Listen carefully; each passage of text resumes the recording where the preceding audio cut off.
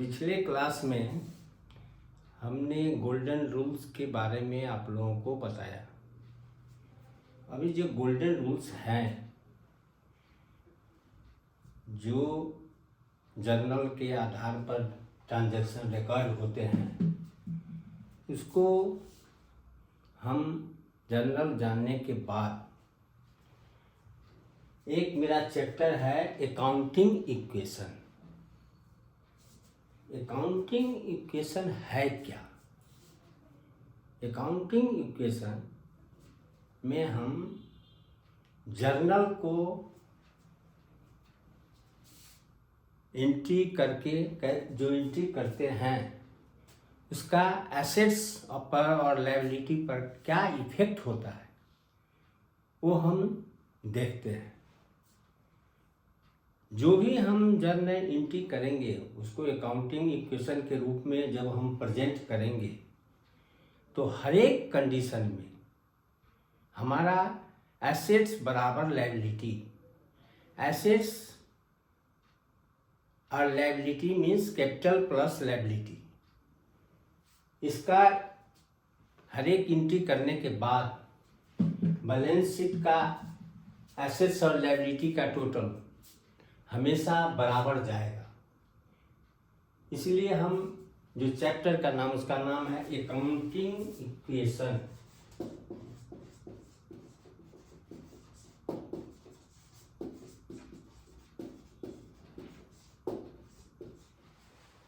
इसको हम कैसे प्रेजेंट करेंगे? बैलेंस शीट को स्टेटमेंट ऑफ अफेयर्स ही बोला जाता है और एक कंपनी का फाइनेंशियल स्टेटमेंट को बताता है। जब हम फाइनल अकाउंट बताएंगे उसमें trading account, trading profit loss account and balance sheet के बारे में डिटेल में हम बताएंगे। अभी आप सिर्फ ये जानिए कि जो जर्नल एंट्री होता है प्रत्येक स्टेप में अकाउंटिंग इक्वेशन के द्वारा एसेट्स इक्वल टू लायबिलिटी हमारा आता है। तो यहां पर हम एसेट्स इक्वल टू लायबिलिटी, पहले हम एसेट्स का ही, एसेट नहीं, पहले हम लायबिलिटी के बारे में, लायबिलिटी में हम रखेंगे कैपिटल प्लस अदर लायबिलिटीज। यहाँ ये हो गया मेरा लायबिलिटी।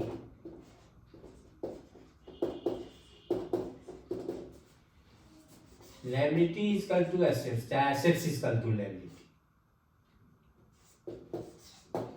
अब एसेट्स का हम डिवाइड डिफरेंट टाइप में डिवाइड करेंगे। जैसे यहाँ हम ले ले cash plus stock plus furniture plus fix assets. इसको हमको अकाउंटिंग इक्वेशन के रूप में प्रेजेंट करके प्रूव करना है कि ईच एंड एवरी कंडीशन में जर्नल का इफेक्ट लेने के बाद हमारा बैलेंस शीट का लायबिलिटी और एसेट दोनों बराबर हो जाए।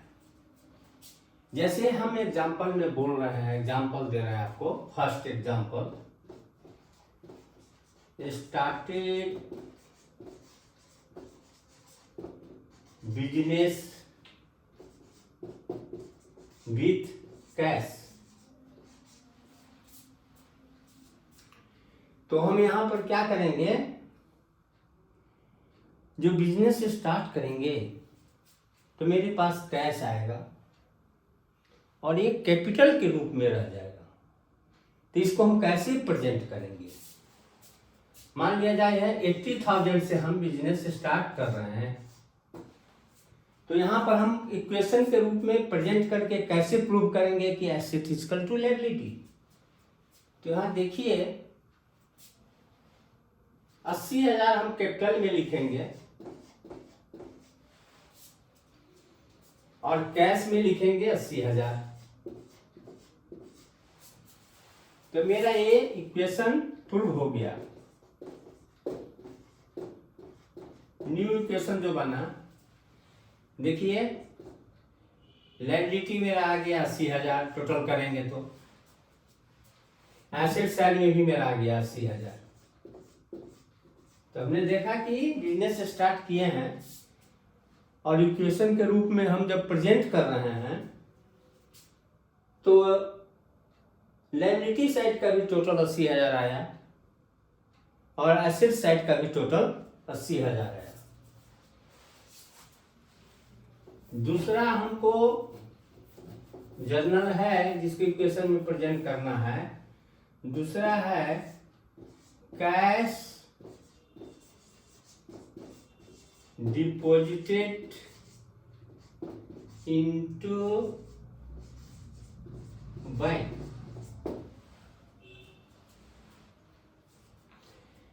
यहां पर फिक्स एसेट्स में हम कैश, एक और फिक्स एसेट्स के बाद एक और हम बढ़ा दे बैंक का भी बैलेंस इसमें हम ले लें।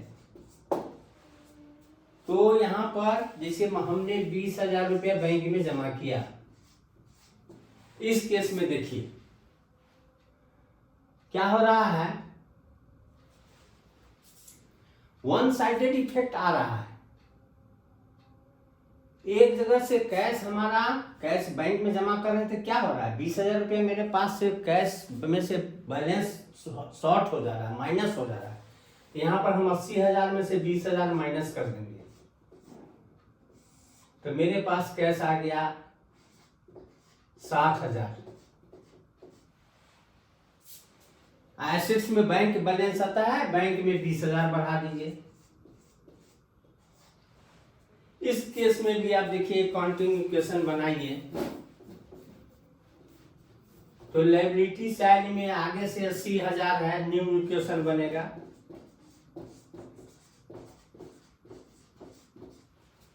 लायबिलिटी साइड में 80,000 है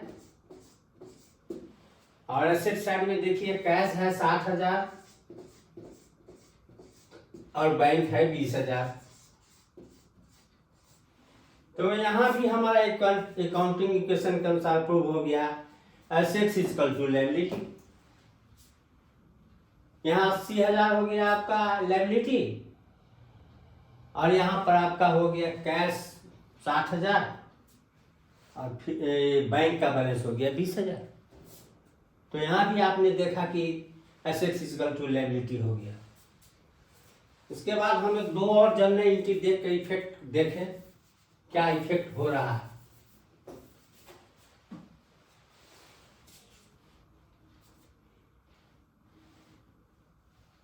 परचेज गुड्स ऑन क्रेडिट 30,000। आपने मार्केट से उधार में 30,000 का सामान खरीदा है तो हम अकाउंटिंग इक्वेशन में कैसे प्रेजेंट करेंगे सो देख लीजिए। ये 30,000 मेरा उधार में खरीदा है जिसको हम सन्ड्री क्रेडिटर के ग्रुप में रखेंगे, जिसको अदर लायबिलिटी में हम डालेंगे। अदर लायबिलिटी मेरा 30,000 से बढ़ गया, मतलब इसमें सन्ड्री क्रेडिटर 30,000 है।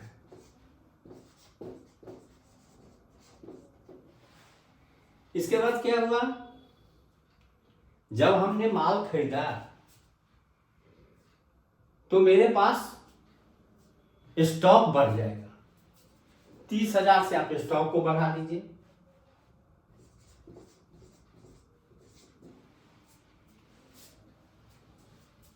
तो यहां पर आप टोटल करके अकाउंटिंग इक्वेशन के रूप में देखिए क्या हो रहा है। 80,000 मेरे पास लायबिलिटी था और 30,000 का सन्ड्री क्रेडिटर बढ़ गया तो मेरे पास हो गया आपका 1,10,000। इधर देखिए कैश था 60,000,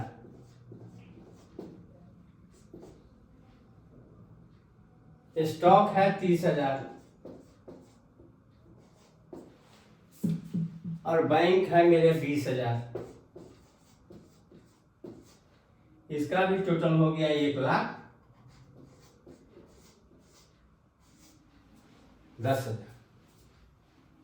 तो यहां भी हम देख रहे हैं कि लायबिलिटी का जो टोटल है एसेट्स का टोटल सेम हो गया।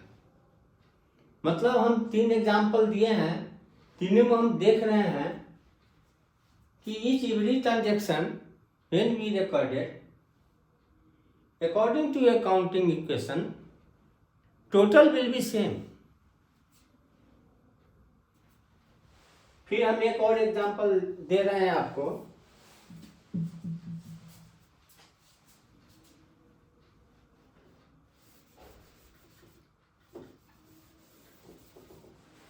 Cash deposited into bank,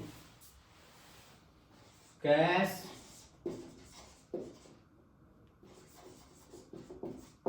deposited into bank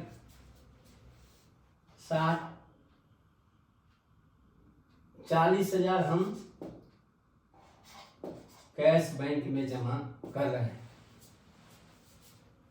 तो यहां पर देखिए क्या होगा। आगे का टोटल मेरा 1,10,000 है। अब यहां पर देखिए कैश बैंक में जमा करने जाएंगे तो क्या होगा। मेरे पास जो कैश बैलेंस है, यहां देखिए कैश बैलेंस है 60,000। तो इसी 60,000 में से हम कैश बैंक में जमा करेंगे। तो आप देखिए यहां से अब क्या होगा, ये 40,000 माइनस हो जाएगा 60,000 में से। तो इसका टोटल आपका आ गया 20,000। फिर आपको देखिए बैंक का बैलेंस आपके पास 20,000 है और 40,000 आपने कैश फिर जमा किया था, इधर बैंक का बैलेंस बढ़ गया। 40,000 मेरा बैंक बैलेंस बढ़ गया, अब बैंक का बैलेंस हो गया 60,000। ये भी वन साइडेड इफेक्ट कर रहा है एसेट्स को। Liability will be constant, liability same है, 1,10,000 है। अब हम यहाँ अकाउंटिंग इक्वेशन के रूप में देखिए इसका इफेक्ट क्या हो रहा है। 20,000 आपका हो गया कैश,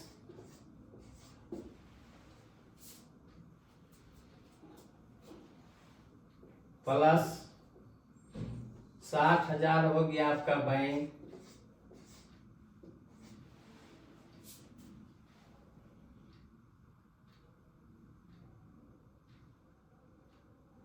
हो गया 80,000 और स्टॉक मेरा है 40,000। स्टॉक है 30,000, 30,000 स्टॉक, 60 3 90 20, 1,10,000। यहां पर हो गया आपका 1,10,000। तो अकाउंटिंग इक्वेशन से ये साबित हो रहा है कि हम किसी भी कंडीशन में जो भी ट्रांजैक्शन होगा और उसको जब हम रिकॉर्ड करेंगे अकाउंटिंग इक्वेशन के रूप में, तो हर एक कंडीशन में आपका लायबिलिटी इक्वल टू एसेट्स होगा। जो आपको आगे अपने गोल्डन रूल्स पढ़े हैं वो उस पर भी आधारित, अगर आपका जनरल पर कमांड नहीं होगा तो आप ये इक्वेशन को प्रूव नहीं कर सकते।